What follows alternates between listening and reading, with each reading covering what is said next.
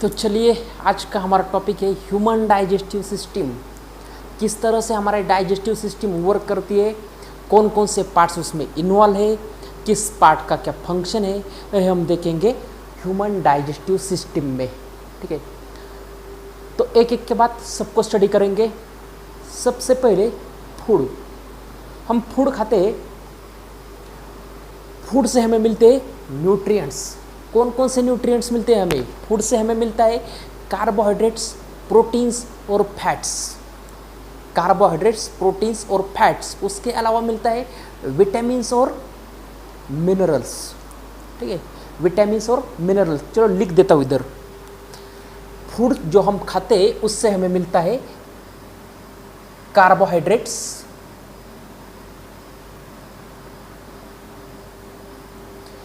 Food से हमें मिलता है प्रोटीन्स और फूड से हमें मिलते हैं फैट्स। ये न्यूट्रिएंट्स है जो हमें फूड से मिलते हैं। और भी दो है बाकी के, मिनरल्स और विटामिन्स, लेकिन अननेसेसरी न्यूट्रिएंट्स है। ये जो न्यूट्रिएंट्स है ये एनर्जी वाले न्यूट्रिएंट्स है। इस न्यूट्रिएंट्स की वजह से हमें एनर्जी मिलती है और उस एनर्जी का यूज करके हम हमारा रेगुलर डेली का वर्क करते हैं, जैसे चलना है, सीखना है, खेलना है। ठीक है, ये वर्क हम किसकी वजह से करते हैं?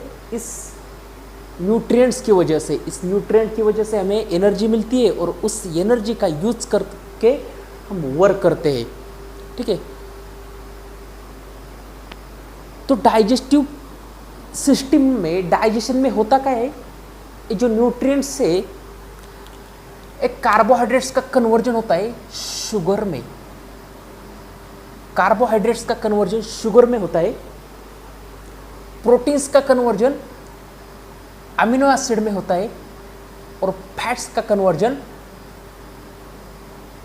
फैटी एसिड या ग्लिसरॉल में होता है,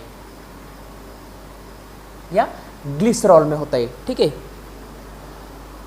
इसी को हम डाइजेशन प्रोसेस बोलते हैं। Conversion of carbohydrates into sugar, proteins into amino acid और फैट्स इनटू फैटी एसिड और glycerol with the help of some enzymes. इसका कन्वर्जन होता है, लेकिन इसके लिए क्या, किसकी आवश्यकता है? कुछ एंजाइम की आवश्यकता है। ठीक है, और एक कन्वर्जन होता है, उसी को बोलते हैं हम डाइजेशन प्रोसेस। ठीक है, एक कन्वर्जन मतलब उसको हम सिंप्लीफिकेशन भी बोल सकते हैं। हमें लकड़ी जलाना है, आग जलानी है। आग जलानी मतलब हमें क्या करना है? हमें एनर्जी क्रिएट करना है, एनर्जी प्रोड्यूस करना है। तो हम पूरा पेड़ तो नहीं जलाते, हम क्या करते हैं? पेड़ के जो लकड़ी है उसके छोटे छोटे पार्ट्स कर देते हैं। उस छोटे पार्ट्स से एनर्जी निकालना, उसको जलाना सीधा ही, ईजी है। उसी तरह से शुगर, अमीनो एसिड और फैटी एसिड से एनर्जी निकालना ईजी है। इसलिए हमारे बॉडी उसका क्या करते हैं? सिंप्लीफिकेशन करते हैं। उसी को बोलते हैं हम डाइजेशन। ओके, जो हम फूड लेते हैं, फूड में क्या होता है? न्यूट्रिएंट्स होते हैं। न्यूट्रिएंट्स में कार्बोहाइड्रेट्स होता है, प्रोटीन्स होता है, फैट्स होता है। कार्बोहाइड्रेट्स का कन्वर्जन शुगर में होता है, प्रोटीन्स का अमीनो एसिड में और फैट का कन्वर्जन फैटी एसिड में होता है। ओके, तो मैंने इधर डायग्राम निकाली है डाइजेस्टिव सिस्टम की। चलो उसको लेबलिंग करते हैं। ये वाला जो पार्ट है माउथ का पार्ट है। माउथ में क्या होते हैं? माउथ में होते हैं टीथ, टंग होते हैं, टीथ और टंग। उसके अलावा टंग के नीचे एक ग्लैंड्स रहती है। ग्लैंड्स मतलब विच रिलीज एंजाइम और हार्मोन्स। ग्लैंड्स मतलब विच रिलीज एंजाइम्स और हार्मोन्स। इस तरह टंग के नीचे और माउथ के ऊपर के हिस्से में ग्लैंड्स होते हैं, उसको हम बोलते हैं सैलिवरी ग्लैंड्स। Salivary glands. ठीक है, और बाकी क्या होता है? माउथ में टीथ और टंग होता है। हम फूड लेते हैं, माउथ से लेते हैं। माउथ में जो प्रोसेस होती है उसके बाद वो फूड आता है इधर, और इस पार्ट का नाम है स्टमक।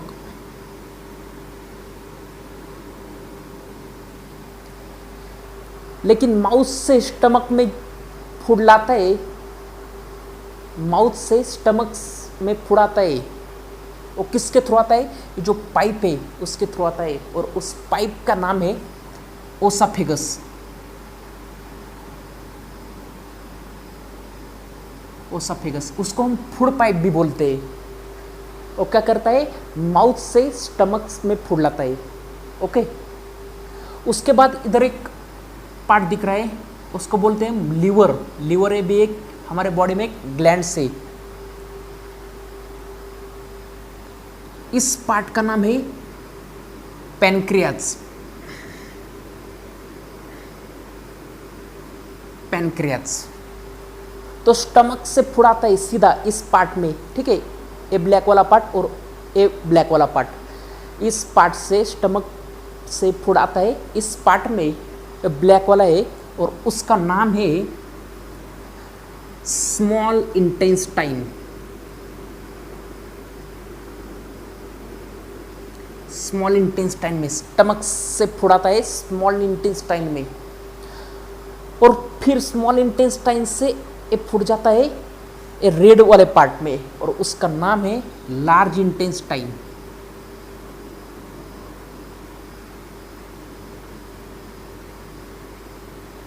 और बाद में लार्ज इंटेस्टाइन से सीधा फूड जाता है बॉडी के बाहर, ठीक है, और इसका नाम है एनस।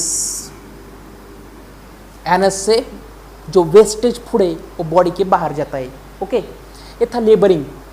इधर एक पार्ट बच गया, इसका नाम है अपेंडिक्स। APPENDIX, ठीक है, स्पेलिंग मिस्टेक होगा तो आप करेक्ट कर दे उसे, ठीक है। ये था लेबरिंग। होता क्या है डाइजेस्टिव प्रोसेस में? डाइजेस्टिव प्रोसेस में होता है, हम फूड लेते हैं माउथ से, माउथ से हम फूड लेते हैं। माउथ में क्या होता है? टंग और टीथ। हमारी टीथ के भी 4 टाइप से, हमारे टीथ के भी 4 टाइप से। और सामने वाले 4 टीथ है, ऊपर के 4 और नीचे 4, उसको हम बोलते हैं कटिंग टीथ।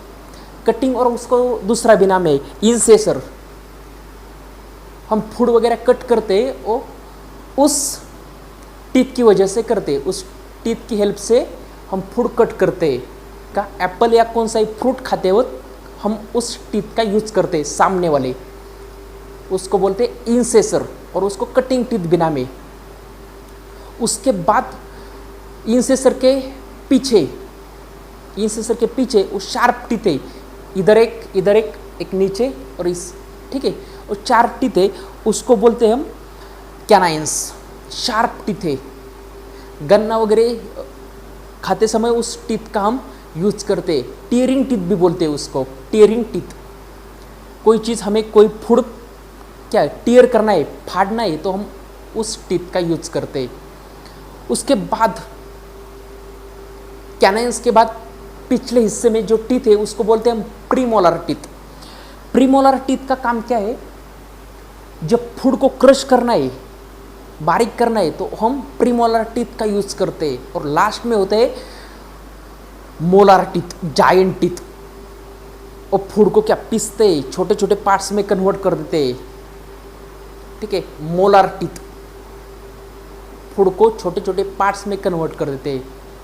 ओके, और जो टंग है, टंग का यूज क्या है? टंग का यूज है फूड को टेस्ट करना और फूड को माउथ में रोल करना, ये काम होता है टंग का।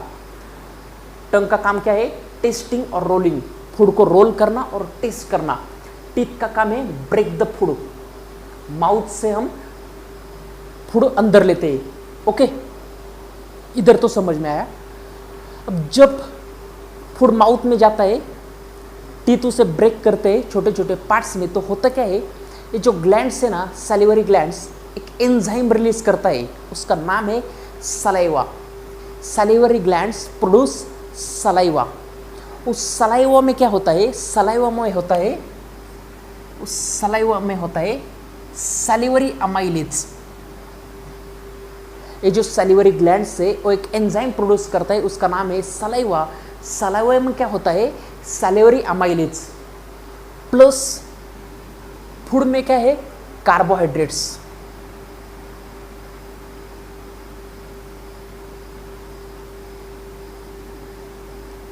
ये salivary amylase plus carbohydrates convert, salivary amylase carbohydrates को कन्वर्ट कर देता है किसमें, शुगर में।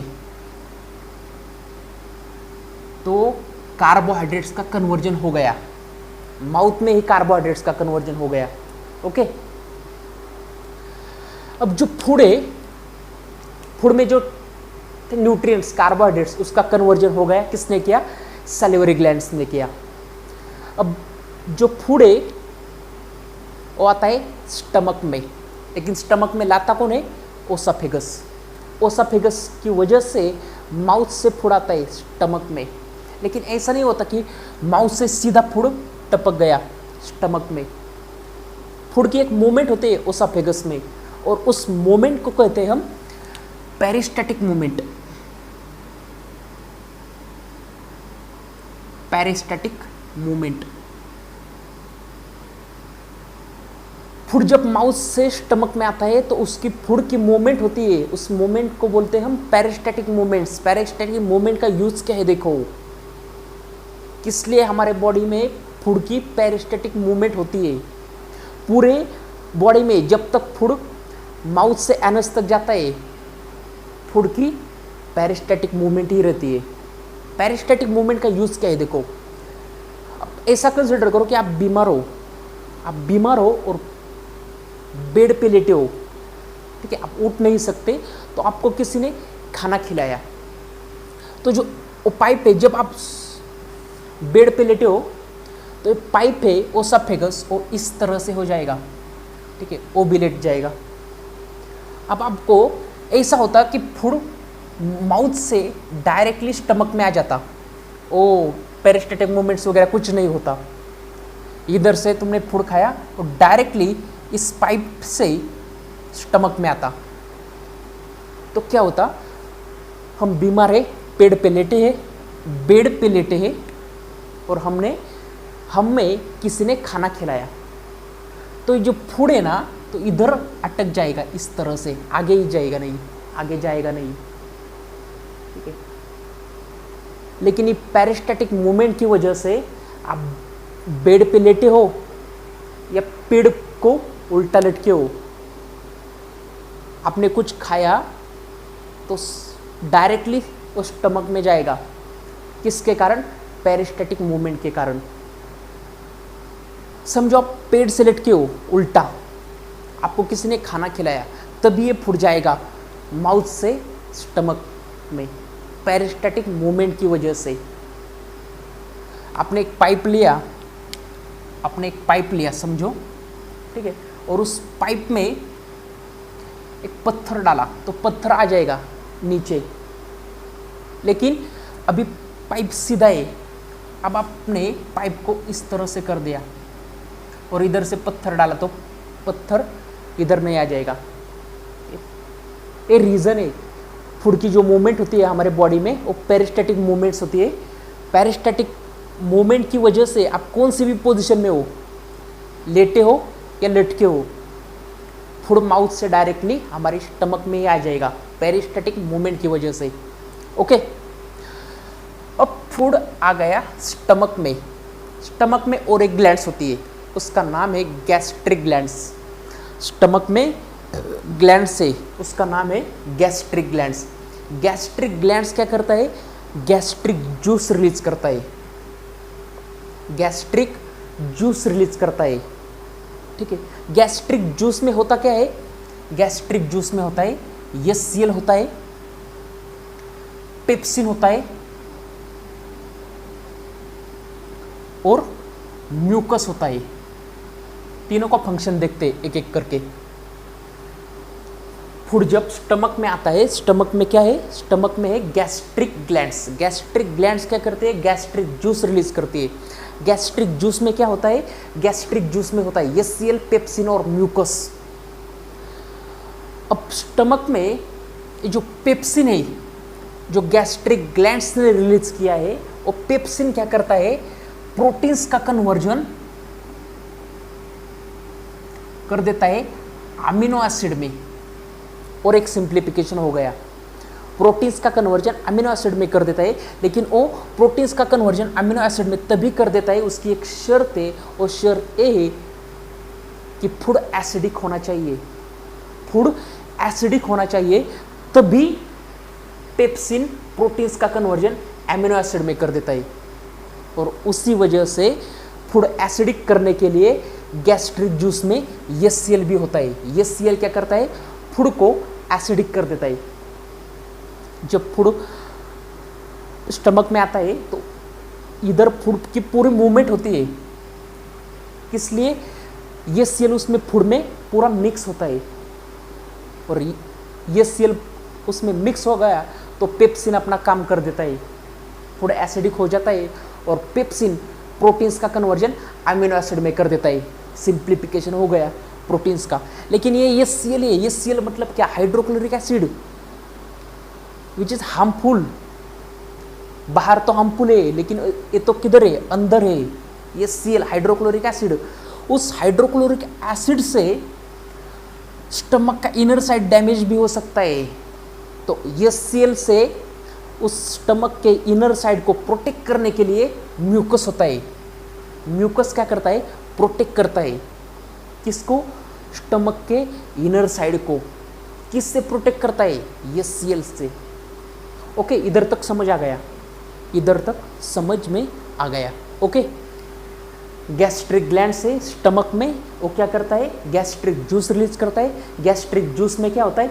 HCl, पेप्सिन और म्यूकस। HCl क्या करता है? फूड को एसिडिक कर देता है। किस लिए एसिडिक कर देता है? क्योंकि पेप्सिन को प्रोटीन्स को कन्वर्ट करना है एमिनो एसिड में, इसलिए फूड एसिडिक हो गया। और उस HCl से स्टमक का इनर साइड डैमेज न हो और प्रोटेक्ट करने के लिए म्यूकस है। म्यूकस क्या करता है? Protect the inner lining of stomach. Stomach का इनर साइड प्रोटेक्ट कर देता है। ओके, तो माउथ में कार्बोहाइड्रेट्स का सिंप्लीफिकेशन हो गया शुगर में, स्टमक में प्रोटीन्स का कन्वर्जन हो गया अमीनो एसिड में। अब फूड आएगा किसमें? स्टमक से स्मॉल इंटेस्टाइन में। उससे पहले क्या होता है? इधर ग्लैंड से लीवर हमारे बॉडी में लार्जेस्ट ग्लैंड है। हमारे बॉडी में लीवर लार्जेस्ट बिगेस्ट ग्लैंड है। अब लीवर क्या करता है? लीवर भी एंजाइम रिलीज करते हैं। कौन से एंजाइम? बाइल जूस और बाइल सॉल्ट। कौन से एंजाइम? बाइल जूस और बाइल सॉल्ट। देखो, लीवर क्या करता है? Bile juice and bile salt release करता है, एंजाइम। तो बाइल जूस और बाइल सॉल्ट का फंक्शन क्या है? बाइल जूस का फंक्शन है वो फूड को अल्कलाइन बनाता है। जैसे ऊपर HCl ने बनाया था एसिडिक, उसी तरह बाइल जूस फूड को बनाता है अल्कलाइन। अल्कलाइन मतलब बेसिक नेचर का। किस लिए बनाता है देखेंगे आगे। और बाइल सॉल्ट क्या करता है? बाइल सॉल्ट का काम है जो फैट के ग्लैबुल से बड़े साइज में उसको कन्वर्ट कर देता है स्मॉल साइज में। ठीक है, लीवर एंजाइम रिलीज करता है। कौन से? बाइल जूस और बाइल सॉल्ट। बाइल जूस क्या करता है? फूड को बेसिक नेचर का बनाता है, और बाइल सॉल्ट क्या करता है? जो फैट के ग्लैबुल से बड़े वाले उसको छोटे छोटे हिस्से में कन्वर्ट कर देता है। उसके बाद पैनक्रियाज है। पैनक्रियाज क्या करता है? पैनक्रियाज भी एंजाइम रिलीज करता है। कौन से एंजाइम्स? ट्रिप्सिन और लाइपेज। देखो, इधर कौन सा एंजाइम था? पेप्सिन। इधर कौन सा है? ट्रिप्सिन। पेप्सिन ने क्या किया था? प्रोटीन्स का कन्वर्जन किया था अमीनो एसिड में। ट्रिप्सिन भी वही करता है। जो फूड में बचा हुआ प्रोटीन से उसका कन्वर्जन ट्रिप्सिन करता है। ट्रिप्सिन क्या करता है? जो फूड में जो बचा हुआ प्रोटीन से उसका कन्वर्जन करता है अमीनो एसिड में। और लाइपेज का काम है जो फैट फैट का कन्वर्जन ग्लिसरॉल में होता है, ग्लिसरॉल और फैटी एसिड।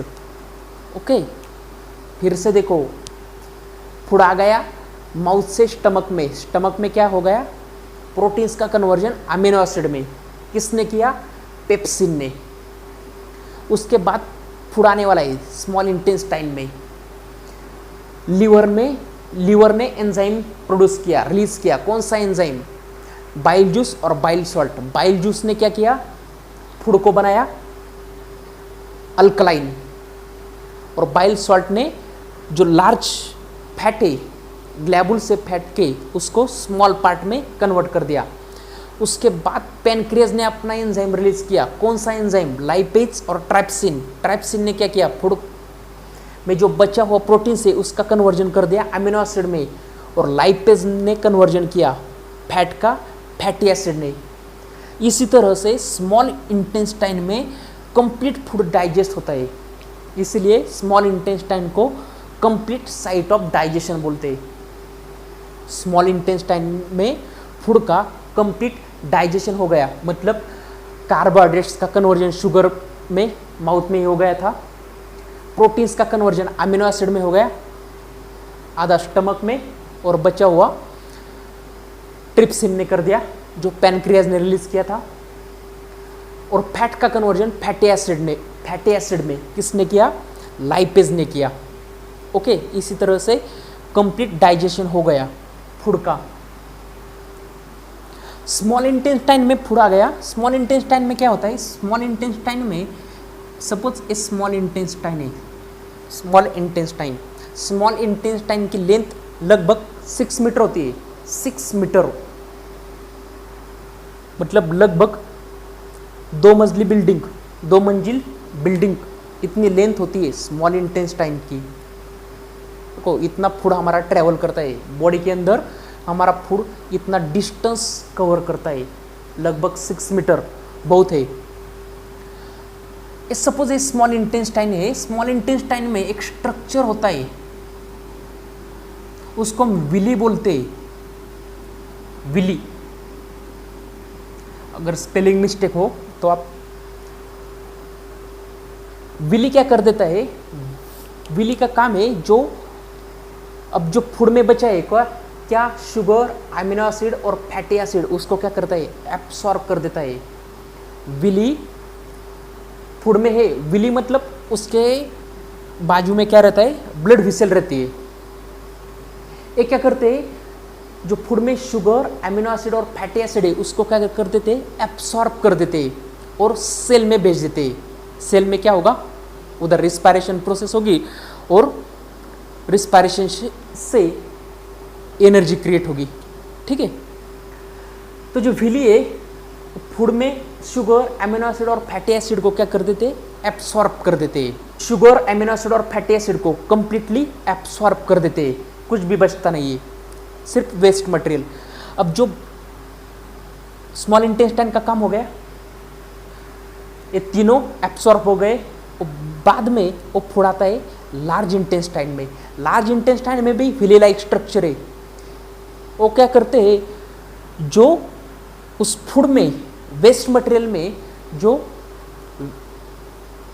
एक्सेस वाटर है, ठीक है, कुछ वाटर है, उसको क्या कर देते हैं, एब्सॉर्ब कर देते हैं, और बाद में सिर्फ वेस्ट मटेरियल होता है, और वो वेस्ट मटेरियल उस एनस के थ्रू बॉडी के बाहर जाता है।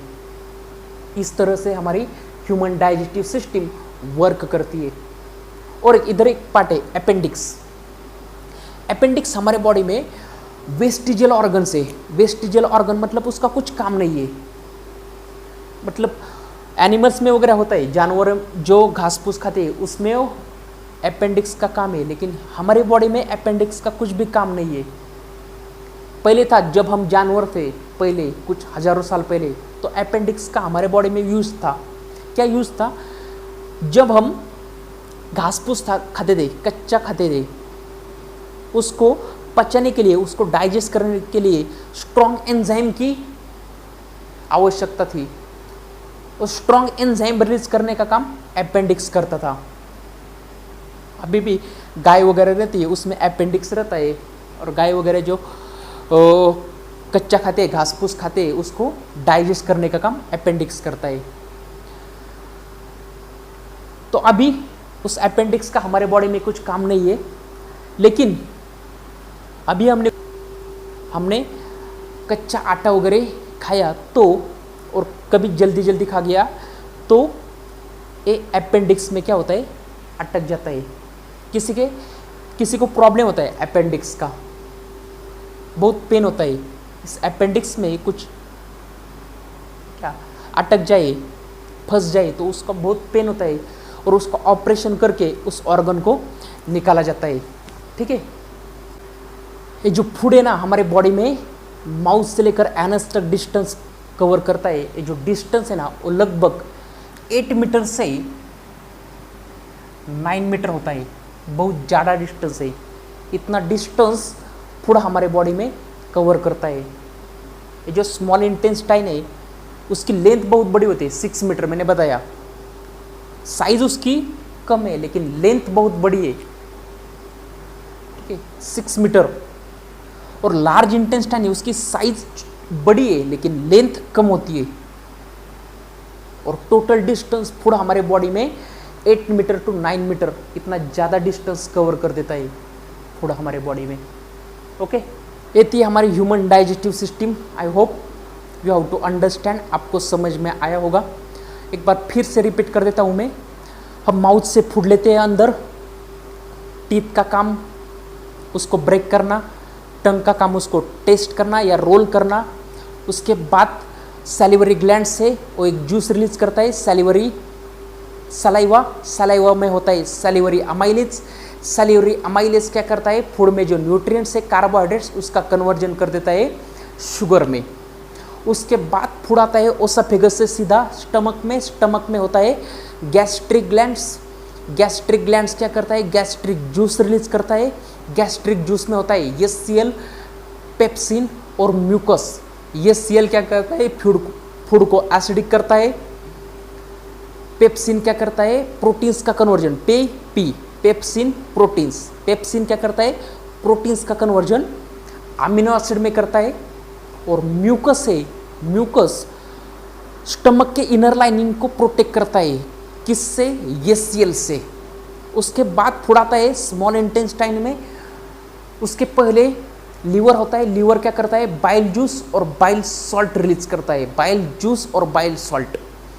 बाइल जूस का काम क्या है, बाइल जूस का काम ये है कि बाइल जूस फूड को करता है बेसिक नेचर का, मतलब अल्कलाइन। और बाइल सॉल्ट का काम क्या है, बाइल सॉल्ट का काम है जो फैट के बड़े ग्लैबुल्स से उसको छोटे छोटे पार्ट्स में, छोटे ग्लैबुल्स में कन्वर्ट कर देता है।